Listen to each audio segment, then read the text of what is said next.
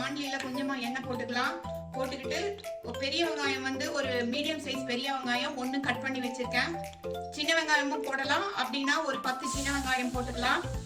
அதுக்கப்புறம் காரத்துக்கு ஒரு பாதி அளவுக்கு இருக்கிற மாதிரி ஒரு 3 சிகப்பு மிளகாய், ஒரு 10 பல் பூண்டு, மீடியம் சைஸ் பூண்டு 10 பல்லு. அதுக்கப்புறம் தக்காளி, மீடியம் சைஸ் தக்காளி ஒரு 2 தக்காளி. இதெல்லாம் போட்டு கொஞ்சம் நல்லா ஃப்ரை பண்ணிடலாம்.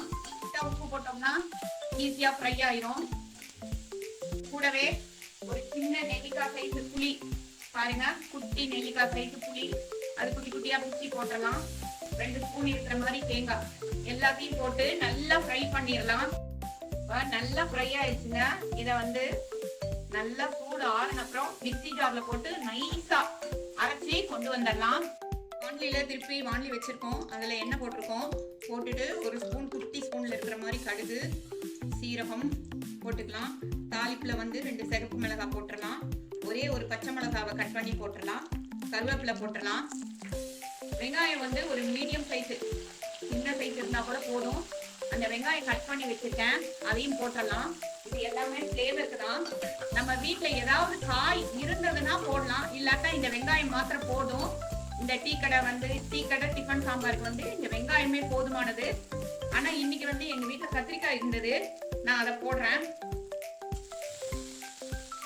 கத்திரிக்காவை போட்டு லைட்டா உப்பு போட்டுடலாம், சீக்கிரமா ஃப்ரை ஆயிரும். போட்டு நல்லா ஃப்ரை பண்ணிக்கலாம்.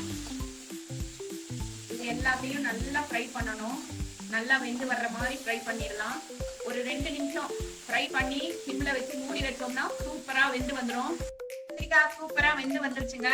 இப்ப வந்து வேக வச்ச பருப்பு இருக்கு இல்லைங்களா, அது வந்து ஒரு 2 ஸ்பூன் இருக்கிற மாதிரி நான் ஊத்திருக்கேன். அது கூட வந்து கொஞ்சம் தண்ணி போட்டுக்கலாம். இது கூட வந்து இப்ப மஞ்சள் தூள் போட்டுடலாம். கொஞ்சம் மஞ்சள் தூள் போட்டாச்சு. நம்ம எல்லா ஃப்ளேவரும் இருக்கிற சாம்பார் தூள் அது ஒரு ஸ்பூன் இருக்கிற மாதிரி போட்டுடலாம். போட்டுட்டு அரைச்சி வச்சுப்போம் இல்லைங்களா, இதையும் ஊத்திடலாங்க. நல்லா சாம்பார் வந்து தண்ணியா இந்த கன்சிஸ்டன்சி இருந்ததுன்னா, நல்லா கொதிச்சதுன்னா கொஞ்சம் திக்னஸ் கொடுக்கும். பாருங்க இப்ப நல்லா கொதிச்சு வந்துருச்சு. சூப்பரான சுவையான ஒரு டீ கடை டிஃபன் சாம்பார் அழகா ரெடி ஆயிடுச்சு. மேல வந்து கொத்தமல்லியை போட்டு நம்ம இறக்கிடலாம்.